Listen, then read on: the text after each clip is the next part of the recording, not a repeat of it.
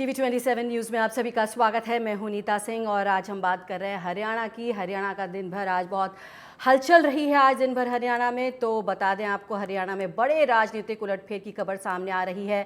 मनोहर लाल समेत कैबिनेट के सभी मंत्रियों ने इस्तीफा दे दिया है। कयास लगाए जा रहे थे कि बीजेपी प्रदेश अध्यक्ष नायब सिंह सैनी और करनाल से बीजेपी सांसद संजय भाटिया मुख्यमंत्री पद की दौड़ में हैं।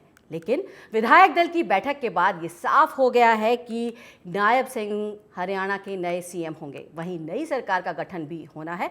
इसके साथ ही चर्चा ये भी है कि हरियाणा में 2 उप मुख्यमंत्री बनाए जाएंगे। हालांकि चेहरे अभी साफ नहीं हुए हैं। वहीं दूसरी ओर हरियाणा में जेजेपी की अलग महत्वाकांक्षाएं थी। दुष्यंत सिंह चौटाला को जेजेपी मुख्यमंत्री बनाना चाहती थी।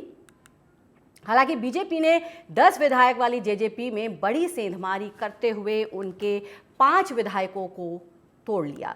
ये वो 5 विधायक हैं जो जेजेपी की विधायक दल की बैठक में शामिल नहीं हुए थे।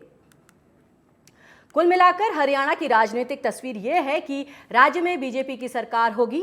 नायब सिंह सैनी मुख्यमंत्री पद की शपथ ग्रहण करेंगे। इसके साथ ही हरियाणा का मुख्य विपक्ष जेजेपी 5 विधायकों के साथ सिमटकर पूरी तरह से कमजोर हो गया है।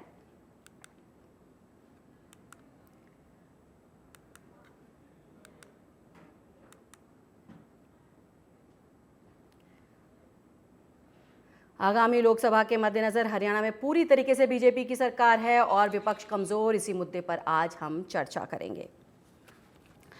तो आज दिन भर काफ़ी हलचल रही। 12 बजे बीजेपी विधायक दल की बैठक बुलाई गई और उसमें नायब सिंह सैनी को विधायक दल का नेता चुना गया। हमारे साथ इस समय 3 मेहमान जुड़ गए हैं। राजवीर रोहिल्ला, प्रवक्ता बीजेपी, संजय राय वरिष्ठ पत्रकार हमारे साथ मौजूद हैं और सुरेश रोड, प्रवक्ता कांग्रेस भी हमारे साथ मौजूद हैं। स्वागत है आप सभी का बहुत बहुत इस कार्यक्रम में। दिन भर बहुत हलचल रही है हरियाणा में। क्या कहेंगे, आपसे जानना चाहेंगे राजवीर रोहिल्ला जी। जो गठबंधन चला आ रहा था जेजेपी के साथ, वो टूट गया। मेरा सभी आपके दर्शकों को, हमारे जो प्रवक्ता साथी उनको रात को नमस्कार, राम राम। ये गठबंधन सिर्फ सरकार बनाने के लिए हुआ था। हमारा परिस्थितियों का गठबंधन है सिर्फ ये, भाई सरकार सुटेबल चले। हम चुनाव में जा रहे हैं, हमें कोई आवश्यकता नहीं थी इस गठबंधन की। ये तो क्लियर बात है ये। तो इसलिए ये गठबंधन का जो मामला चला है इसको हमने मिटा दिया। जी, आप क्या कहेंगे सुरेश रोड जी? 4.5 साल से गठबंधन चला आ रहा था और ये टूट गया। आपको क्या लगता है? किसका था? इस गठबंधन में 2 दल थे। एक दल का मुखिया श्री मनोहर लाल खट्टर उस समय कहा करते थे कि इनको जो जेजेपी के लोग हैं यमुना पार भेजेंगे। दुष्यंत चौटाला उनको बोलते थे।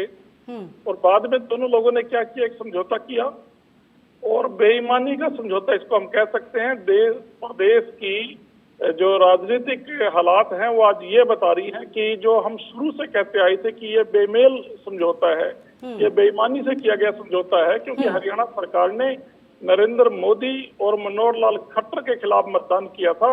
जो 10 सीट जेजेपी ने जीती थी, वो 10 की 10 सीट मनोहर लाल खट्टर और भारतीय जनता पार्टी के खिलाफ मतदान से आई थी।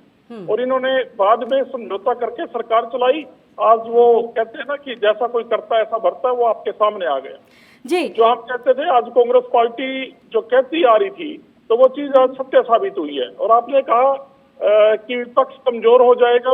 विपक्ष कमजोर नहीं होगा। हम इनको विपक्ष में शामिल ही नहीं करते, ना ये विपक्ष में है।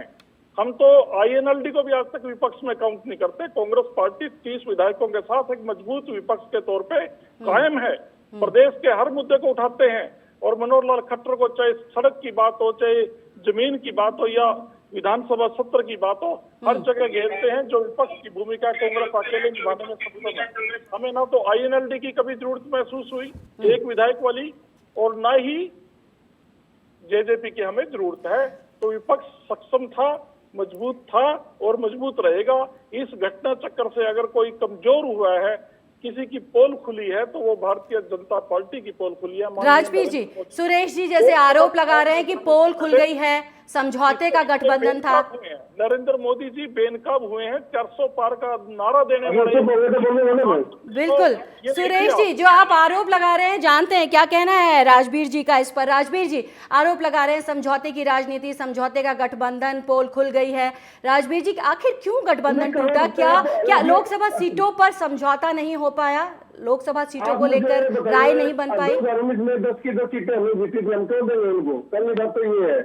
नंबर 2, कोई चुनावी समझौता नहीं था, वो हमारा चुनाव के बाद समझौता हुआ था सरकार चलाने के लिए। 4.5 साल तक सरकार चलाई, मुख्यमंत्री जी ने अपने काम को डिलीवर किया और आज जो हमारे नए मुख्यमंत्री आ रहे हैं वो शपथ लेंगे, वो भी मुख्यमंत्री जी के जन कल्याणकारी नीतियों को आगे बढ़ाएंगे। हमारा तो सीधा सपटा जनता की सेवा, ठीक है। जज्बा के साथ हमें आवश्यकता महसूस नहीं हुई, हमें गठबंधन में जाना चाहिए, तो हमारे शीर्ष नेतृत्व ने फैसला किया और इस फैसले को पूरे आज पूरा ये लगा लो कि पूरे हर कार्यकर्ता के लिए उस चीज को जनता ने स्वीकार किया है कि नहीं, ये गठबंधन मतलब हमें चुनाव में नहीं चाहिए और नेतृत्व ने उसका फैसला किया है। इतनी सी बात है। बाकी इनका आरोप है, आरोप कुछ लगाओ, क्योंकि जनता ने इनको निकाल रखा है। इनको ये बोलते थे, इनका आज तक इनका कोई संगठन बना नहीं, इनके पास कोई नेता है नहीं, ठीक है ना। तो अभी इनका प्रदेश में देखते किसी का ट्रम्प पूरा होने नहीं दिया इन लोगों ने, इन लोगों के पास कुछ है नहीं कहने के लिए। लेकिन हमारे पास ये है कि हमने 9.5 साल में डिलीवर किया है। हमें हजारों ऐसी योजनाएं बता सकते हैं जिन योजनाओं के माध्यम से आम आदमी को राहत मिली है, ठीक है। सुरेश रोड जी भी खुद टिकट मांग रहे थे करनाल से, ठीक है। तो वो भी एक दिन मिलेंगे, एक दो वीडियो देखी थी मैंने जी बिल्कुल। मैंने इकट्ठे हुए थे, तो ऐसी कोई बात नहीं। तो पहले आप अपना फैसला कर लीजिए। भारतीय जनता पार्टी मोदी जी के नेतृत्व में अब की बार 400 पार, फिर एक बार मोदी सरकार के नारे के साथ जनता में जा रही है और मोदी जी की गारंटी है, काम को पूरा करने की गारंटी। मोदी जी ने कल भी 1 लाख करोड़ से ज्यादा के उद्घाटन ऑफिस किए हैं, जिसमें 10 हरियाणा को मिला है। उससे 1 महीना पहले 22 करोड़ रुपए। जी राजवीर जी, तो आप जी आपके पास लौटेंगे। फिलहाल हमारे साथ सुरेश रोड जी भी जुड़े हुए हैं और संजय राय वरिष्ठ पत्रकार हमारे साथ मौजूद है। संजय जी, आपसे समझना चाहेंगे ये गठबंधन टूटने के क्या कारण आपको दिखाई देते हैं, क्या वजह? क्या लोकसभा सीटों को लेकर के कोई मतभेद हुआ, उस पर समझौता नहीं हो पाया, सहमति नहीं बन पाई? ऐसा तो सही है जैसा सब लोग बता रहे हैं जी। कि गठबंधन टूटने में, और चूंकि सबसे ज्यादा इम्पोर्टेंट जो मंत्रालय थे वो दुष्यंत चौटाला के पास थे, जिसमें कि राजस्व था, आबकारी था और उद्योग थे और तमाम चीजें उन्हीं के पास थी। और खुल करके भारतीय जनता पार्टी उसमें कार्य नहीं कर पा रही थी और इनको केवल इनका यह था कि हम केवल 2 सीटों पे 3 सीटों पे कम से कम लोकसभा में हम नेगोशिएशन कर लें, और वो नहीं हो पाया। और चूंकि केंद्र से दबाव था कि इनको 2 सीटें दे दो। मैं आपको बताऊं कि इसमें रात को जो कल बातें हुई है और नई लिस्ट नहीं आई है, तो उसमें एक ही चीज सुबह निकल के आई। एकाएक केंद्रीय पर्यवेक्षक आए, प्रदेश प्रभारी आए, आने के बाद मीटिंग्स को हो जाना और पूरी रात जो मीडिया पर्सन काम किए होंगे वो लोग क्लियर बता सकते हैं, क्योंकि मैं भी इन चीजों पे नजर रखे हुए था कि क्या लिस्ट आ रही है और क्या करने वाले हैं। हालत ये हुई सुबह के वक्त में कि लोगों से इस्तीफा मांगा गया। इस्तीफा देने में जब वो उन्होंने आनाकानी कर दी कि मैं दिल्ली में हूं, मैं कैसे सिग्नेचर करूंगा, और उनके कुछ विधायक चंडीगढ़ में थे, तो मुख्यमंत्री जी को इस्तीफा देना पड़ा। फिर वहां पर ये आया नाम की कुछ अंदर भारतीय जनता पार्टी के जो वरिष्ठ नेता, जिसमें कि अनिल विज जी हैं और लोग हैं, जो मुझे जो अपुष्ट सूत्रों से जो बातचीत हुई है और उन लोगों से जो मेरे सूत्रों से जो बातचीत हुई है उसमें वो नाराज दिखे कि उनका नाम मुख्यमंत्री की लिस्ट में था, लेकिन वहीं पर नाम आ जाता है संजय भाटिया जी का और नाम आ जाता है नायब सिंह सैनी जी का। दोनों सांसद थे, तो सांसद में वो सांसद रहते हुए दोनों सांसदों के बीच में बातचीत थी कि कौन क्या किस तरह से किया जाए, लेकिन दोनों विश्वास पात्र हैं मनोहर लाल जी खट्टर के। मनोहर लाल खट्टर ही पहली बार नायब सिंह सैनी को विधायक लेके आए, फिर उसके बाद उन्होंने उनको आगे राज्यसभा क्या नाम है लोकसभा में भेजा, लोकसभा से लगाए उनको, उससे पहले उन्होंने मंत्रिमंडल में उनको लिया था। तो बहुत सारी चीजें हैं। नायब सिंह सैनी के नायब सिंह सैनी मनोहर लाल जी के विश्वास पात्र रहे। और वहीं पर देखिए प्रदेश अध्यक्ष चुने जाने के वक्त में भी ये बात आई थी कि होगा क्या, तो प्रदेश अध्यक्ष बनेगा। 2 नाम आए, नायब सिंह सैनी और धनखड़ जी का। तो धनखड़ जी का नाम हटा, जिसमें कि धनखड़ जी का नाम जो था वो राष्ट्रीय अध्यक्ष नड्डा जी ने लिया था, तो उनकी ओर से उनके आदमी हैं और उससे तो उनको उनकी टीम में भेज दिया गया कि आप इनको अपने साथ रखिए, प्रदेश में हम नायब सिंह सैनी को लेके रखते हैं। वहीं पर जब अभी सुबह में आज जो बातचीत हुई है कि अनिल जो नाराज होकर के निकले हैं, वो क्यों निकले थे? वो सोचते थे कि मैं मुख्यमंत्री का मेरा नाम आएगा, मैं होम मिनिस्टर हूँ और इस तरह से हूँ, मैं वरिष्ठ भी हूँ और मेरा नाम आता भी है, और मैं कई बार का विधायक रहा हूँ तो मेरा नंबर आता है। तो मुख्यमंत्री की जगह पे उन्होंने बिना विवादित, कोई विवाद नहीं है नायब सिंह सैनी को लेकर के, और लोगों में एक उत्साह भी आया नायब सिंह सैनी के आने के बाद से। जी बिल्कुल। तो संजय जी, इस तरीके से कोई भी चीज नहीं आई। जी, विधायक दल का नेता उन्हें चुना गया है नायब सिंह सैनी को। जानते हैं राजबीर रोहिला जी से ही। राजबीर जी, ये बताइए कि कौन होगा नया मुख्यमंत्री? विधायक दल का नेता ये हमारा मुख्यमंत्री होता है। पर्यवेक्षक आए थे, हमारे विधायकों ने अपनी राय दी है और उस पर फैसला हुआ है। और अभी 12 मिनट बाद नायब सिंह सैनी जी हरियाणा के मुख्यमंत्री की शपथ लेंगे। जी, और कहा यह भी जा रहा है कि 2 उप मुख्यमंत्री हो सकते हैं। वो आगे देखेंगे। वो तो अभी मैं उस बारे में कुछ ज्यादा मैं कह नहीं सकता, क्योंकि वो नेतृत्व ने फैसला करना उस चीज के बारे में। लेकिन मैं एक बात का मतलब आपको बता देता हूँ, हमारे जो आने वाले मुख्यमंत्री श्री नायब सैनी जी, वो जो 9.5 साल में मुख्यमंत्री श्री मनोहर लाल ने डिलीवर किया था, उन्हीं चीजों को आगे बढ़ाएंगे। वो उन चीजों को तब्दील होने वाली है नहीं। जी राजबीर जी, ये भी आपसे राजबीर जी, ये भी आपसे समझना चाहेंगे यहाँ पर क्यों नहीं मनोहर लाल खट्टर को दोबारा मुख्यमंत्री बनाया जा रहा? हाँ जी, ये मेरा कनेक्शन कट गया शायद।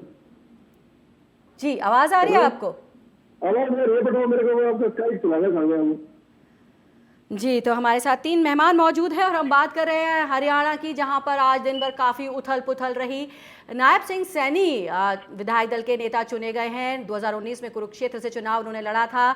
लोकसभा सीट से बीजेपी हैं, कुरुक्षेत्र लोकसभा सीट से बीजेपी के, हरियाणा बीजेपी के अध्यक्ष भी हैं वर्तमान में। नायब सिंह आरएसएस से जुड़े रहे हैं और इसी के जरिए उनकी मुलाकात मनोहर लाल जी से हुई थी, तो उन्हें बीजेपी दल का नेता चुना गया है। मुख्यमंत्री पद की शपथ ले सकते हैं और कयास ये भी लगाए जा रहे हैं कि 2 उप मुख्यमंत्री हो सकते हैं। सुरेश रोड जी, क्या कहेंगे लोकसभा चुनाव से ठीक पहले इस गठबंधन का टूटना, आप क्या कहेंगे? नीता जी, देखिए स्पष्ट है, अगर लोकसभा चुनाव की आचार संहिता लगने जा रही है और बीजेपी के पास अगर लोकसभा लड़ने के लिए लोग तैयार होते, आपने देखा एक सांसद श्री विजेंद्र सिंह जी, जो एक वरिष्ठ प्रशासनिक अधिकारी भी थे, मौजूदा बीजेपी के सांसद थे, अभी कांग्रेस पार्टी में शामिल हुए हैं, तो ये भगदड़ मच गई। 400 पार का नारा सिर्फ टीवी चैनलों के ऊपर दिखाई पड़ता है नरेंद्र मोदी जी का, धरातल पे कुछ और है। अगर ये कहीं भी सक्षम होते चुनाव लड़ने में, जीतने में, तो ये मुख्यमंत्री का चेहरा नहीं बदलते। जन विरोधी खट्टर साहब का चेहरा जैसे भी अखबार में, टीवी पे लोग देखते थे, नरेंद्र मोदी जी की बाद नंबर 2 पे वो जन विरोधी चेहरे की तरह अपनी इमेज बना चुके। और ये बात कांग्रेस पार्टी कहती थी, तो लेकिन मीडिया का दुष्प्रचार कह लीजिए कुछ है, वो हमारी बात आगे तक नहीं जाती थी। लेकिन अभी नरेंद्र मोदी जी ने खुद देखा, हम तो ये समझते हैं कि नरेंद्र मोदी जी को भी इस्तीफा दे देना चाहिए लोकसभा से पहले। अब ये नहीं, पहले ये लोग क्या बोलते थे कि मोदी जी के नाम से वोट पड़ती है, स्टेज पे किसी को खड़ा कर दे तो वो कोई फर्क नहीं पड़ता। अगर नरेंद्र मोदी जी का इतना बड़ा करिश्मा है, तो आज माननीय मुख्यमंत्री हरियाणा मनोहर लाल खट्टर जी की क्यों छुट्टी की गई? जी, तो स्पष्ट है, जब मतलब ऐलान जंग हो चुका है, आचार संहिता लगने जा रही है, लोकसभा का चुनाव है, जब भगदड़ मची, जब बीजेपी के सांसद भागने लगे, तब इनके कान पे जू रहेगी। तब इनकी समझ में आया कि खट्टर साहब को हटा के, अभी भी देखिए मैं एक बड़ी कड़वी बात आपको बताता हूँ कि खट्टर साहब को बदल कर अभी भी चाल चल रहे हैं नरेंद्र मोदी। इतनी गहरी साजिश है कि भाई खट्टर साहब को अभी बदल दो, लोगों से वोट हथिया लो। इसी तरीके से इन्होंने पहले जजपा के साथ समझौता करके सरकार बनाई थी। जजपा को जो वोट दी थी, तो वो वोट बीजेपी के खिलाफ थी। अब बीजेपी की खिलाफत करके उन्होंने वोट हासिल की थी, फिर समझौते में वो कर लिया था। तो आज भी यही स्थिति पैदा हो गई है। अब हरियाणा की जनता, हम मोदी जी को ये बताना चाहते हैं कि हरियाणा की जनता इतनी सजग है कि वो सतर्क है। आज की इनके हालात देख के या इनके कारनामे देख के सतर्क हो गए हैं लोग, इतने सतर्क है कि वो किसी भी अब भ्रम में नहीं आएंगे।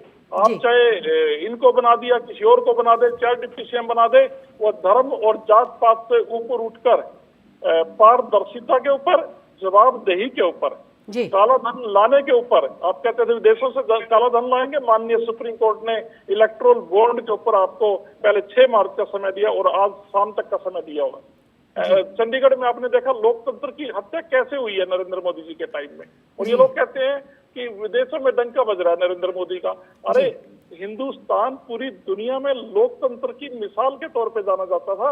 उस हिंदुस्तान का आपने चंडीगढ़ में लोकतंत्र का हनन करते हुए विश्व को दिखा जी के जी हिंदुस्तान जी के सुरेश जी, तो सुरेश जी आरोप लगा रहे हैं कि केवल ये जेजेपी के साथ नहीं हुआ है, पहले भी बीजेपी ने ऐसा और भी पार्टीज के साथ किया है, ये कोई पहली बार नहीं है। आप क्या कहना चाह रहे हैं राजवीर जी? हाँ बताइए, रिपीट कीजिए एक बार आगे। जी राजवीर जी बोलिए। रिपीट कीजिए आप एक बार प्रश्न अपना। जी हमारे साथ संजय जी मौजूद हैं। संजय जी, अगर हम इस समय बहुमत की बात करें तो टोटल 90 सीटें हैं। अगर हम बात करें तो बढ़त तो बीजेपी के पास है, इसमें कोई जोड़ तोड़ करने की जरूरत आपको दिखाई देती है? नहीं, अभी जोड़ तोड़ का कोई मुद्दा रह ही नहीं गया, क्योंकि 5 विधायक जेजेपी के आ चुके हैं और 6 निर्दलीय इनके साथ है। 6, 5, 11, 41, 52 लोग हैं, जबकि 45 विधायक चाहिए गठबंधन के क्या नाम है बहुमत के लिए। वो क्लियर है, वो वहां पर कोई दिक्कत नहीं आ रही है। दिक्कत अब जो है विपक्षियों को थोड़ा सा ये लगेगा कि अब होगा क्या, बीजेपी कौन सी चाल चलने जा रही है। तो मैं आपको एक बात को अपडेट करा दूं कि हो सकता है कि खट्टर जी को मुख्यमंत्री की सीट से हटा करके एक नया काम उनको सौंपा जा रहा है। हो सकता है कि उनको कुरुक्षेत्र से टिकट दे करके कुरुक्षेत्र लड़ाने की प्लानिंग की गई हो कि लोकसभा में आप आइए कुरुक्षेत्र, क्योंकि कुरुक्षेत्र से ये क्या नाम है इंडी गठबंधन के आम आदमी पार्टी के राज्यसभा सांसद वहां से घोषित हो चुके हैं। तो उनकी जगह पे कोई अच्छा चेहरा चाहिए था, नायब सिंह सैनी को उन्होंने मुख्यमंत्री के उसमें ले आए हैं। तो अब ये सब चीजें हो सकती है कि कौन किधर किस तरह से कोई मजबूत चेहरा वहां पर चाहिए था जिससे कि वो सीट इनकी बची रहे। और एक बात और है कि और यहीं पर है कुरुक्षेत्र में हो सकता है कि नायब सिंह सैनी दोबारा रिपीट करें, क्योंकि अगर मुख्यमंत्री रहते हुए कुरुक्षेत्र के विकास के लिए और तो कुछ कर सकते हैं। तो काम किया, लाखों राशन कार्ड बनाए, नहीं लाखों लाख किए हैं राजवीर जी। ठीक है, तो राजवीर जी सुनिए अगर ऐसा ही था तो आप इनके जी राजवीर जी सुनिए क्या कह रहे हैं, सुनिए तो सही क्या कह रहे हैं संजय जी। राजवीर जी सुनिए तो सही क्या कह रहे हैं संजय जी। जी संजय जी समझ लिया, खुद बड़े बीच में मैं विपक्ष की बात कर रहा हूँ तो पार्टी की इसका डिस्कस कर रहा हूँ और मीडिया की आवाज दबाने लगते हैं। ये कौन सी यही नीति थी कि जो आप सब लोग, आप बताइए आपको मुख्यमंत्री बदलने की क्या भाजपा के अंदर नीति नहीं रही है? कभी ये जमाना था कि जब दिल्ली के अंदर देखे, दिल्ली मदन लाल खुराना ने दिल्ली को राज्य बनाया, मदन लाल खुराना को हटा के सुषमा स्वराज लाए, सुषमा स्वराज के बाद शायद सिंह वर्मा लाए, शायद सिंह कितने मुख्यमंत्री बदले दिल्ली के अंदर। उसी तरह से उत्तराखंड में देखिए कितने मुख्यमंत्री बदले, और चुनाव के वक्त में बदलते हो आप लोग, उनको उठा के इग्नोर करके बाहर दे देते हो। तो अभी बीजेपी की तो एक धारणा बन गई कि मुख्यमंत्री बदलो। वसुंधरा राजे कहाँ चली गई, शिवराज सिंह चौहान को क्यों लेके आ रहे हैं आप लोकसभा में? तो हर चीज को आप देखिए कि कहां पर क्या गणित चल रही है। जी बिल्कुल। केवल मीडिया के ऊपर ही आप हावी होना शुरू कर देते हो। अरे भाई मैं कांग्रेसी नहीं हूं, ना किसी चीज से, ना बड़ा भाजपाई हूं, मैं तो मीडिया का पर्सन हूं, मीडिया की बात कर रहा हूं। अब इस पर ही हावी होने लगे कि ये गणित और चक्रव्यूह देखिए क्या चल रहा है राजनीतिक गतिविधियों में। और ये रही बात, ये मुख्यमंत्री को हटाए जाने की बात मैं 15 दिन पहले से कह रहा था कि मुख्यमंत्री हटाए जाएंगे, हट गए। कई चैनलों पर मैंने इस चीज को बोला है।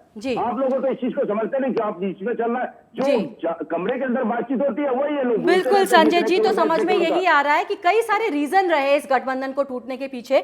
जैसे कि आप कह रहे हैं कि मनोहर लाल खट्टर को लोकसभा सीट से या कुरुक्षेत्र से लड़ाया जा सकता है और एक चेहरा होने चाहिए था, इसकी वजह से उनको मुख्यमंत्री पद से हटाया जा रहा है। और नायब सिंह सैनी जो हैं वो नए मुख्यमंत्री हो सकते हैं। कयास ये लगाए जा रहे हैं कि 2 नए उप मुख्यमंत्री होंगे। और साथ में रीजन ये भी, कारण एक ये भी कहा जा रहा है कि 2 सीटें हिसार और भिवानी महेंद्रगढ़ को लेकर के सहमति नहीं बन पा रही थी। अब 10 की 10 सीटों पर बीजेपी चुनाव लड़ेगी। जैसे कि संजय जी ये भी कह रहे थे कि जो मुख्य पोर्टफोलियोज थे वो सारे के सारे दुष्यंत चौटाला जी के पास थे। एक रीजन ये भी रहा असहमति का। तो तमाम सारे ये कारण सामने आ रहे हैं। तो देखने वाली बात अब ये होगी कि नए मुख्यमंत्री किस समय शपथ लेते हैं और कौन होंगे नए उप मुख्यमंत्री। आप तीनों हमारे साथ जुड़े और इस डिस्कशन में हिस्सा लिया, आप तीनों का बहुत बहुत शुक्रिया। तो हमारे साथ राजबीर रोहिला प्रवक्ता बीजेपी, संजय राय वरिष्ठ पत्रकार, सुरेश रोड प्रवक्ता कांग्रेस मौजूद थे। बात कर रहे थे जिस तरह से कि हरियाणा की राजनीति गरमाई हुई है, दिन भर हलचल रही है। बीजेपी विधायक दल का नेता चुना गया है। नायब सिंह सैनी को नए मुख्यमंत्री पद की शपथ लेंगे। 2 उप मुख्यमंत्री होने के भी कयास लगाए जा रहे हैं और कहा जा रहा है कि मनोहर लाल खट्टर कुरुक्षेत्र से लोकसभा चुनाव लड़ सकते हैं। ये तमाम सारी चीज़ें निकलकर सामने आ रही हैं। फिलहाल इस बुलेटिन में इतना ही। दीजिए इजाज़त।